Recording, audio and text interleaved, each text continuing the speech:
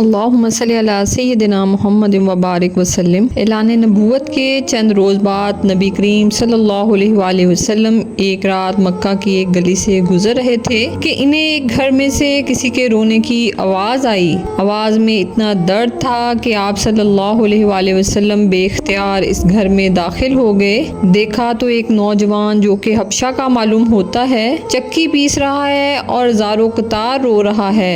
آپ صلی اللہ علیہ وآلہ وسلم نے اس سے رونے کی وجہ پوچھی تو اس نے بتایا کہ میں ایک غلام ہوں، سارا دن اپنے مالک کی بکریاں چراتا ہوں، شام کو تھک کر جب گھر آتا ہوں تو میرا مالک مجھے گندم کی ایک بوری پیسنے کے لیے دے دیتا ہے، جس کو پیسنے میں میری ساری رات لگ جاتی ہے۔ میں اپنی قسمت پر رو رہا ہوں کہ میری بھی کیا قسمت ہے، میں بھی تو ایک گوشت پوست کا انسان ہوں، میرا جسم بھی آرام مانگتا ہے، مجھے بھی نیند ستاتی ہے، لیکن میرے مالک کو مجھ پر ذرا بھی ترس نہیں آتا۔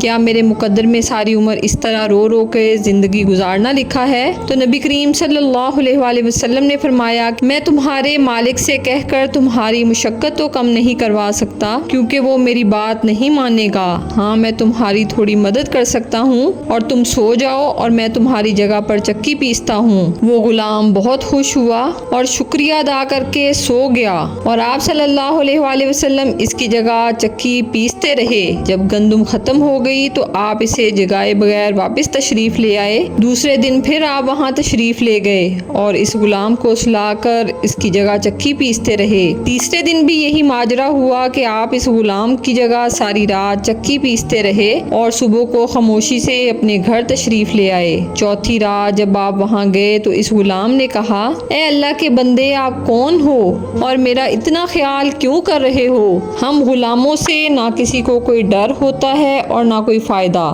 تو پھر آپ یہ سب کچھ کس لیے کر رہے ہیں؟ تو آپ سرکار صلی اللہ علیہ وآلہ وسلم نے فرمایا کہ میں یہ سب انسانی ہمدردی کے تحت کر رہا ہوں، اس کے علاوہ مجھے تم سے کوئی غرض نہیں۔ اس غلام نے کہا کہ آپ کون ہو؟ تو نبی کریم صلی اللہ علیہ وآلہ وسلم نے فرمایا، کیا تمہیں علم ہے کہ مکے میں ایک شخص نے نبوت کا دعویٰ کیا ہے؟ اس غلام نے کہا، ہاں میں نے سنا ہے کہ ایک شخص جس کا نام محمد ہے اپنے آپ کو اللہ کا نبی کہتا ہے۔ تو آپ سرکار صلی اللہ علیہ وآلہ وسلم نے فرمایا کہ میں وہی محمد ہوں۔ یہ سن کر اس غلام نے کہا، اگر آپ ہی وہ نبی ہیں تو مجھے اپنا کلمہ پڑھائیے، کیونکہ اتنا شفیق اور مہربان کوئی نبی ہی ہو سکتا ہے جو غلاموں کا بھی اس قدر خیال رکھے۔ تو آپ سرکار صلی اللہ علیہ وآلہ وسلم نے انہیں کلمہ پڑھا کر مسلمان کر دیا۔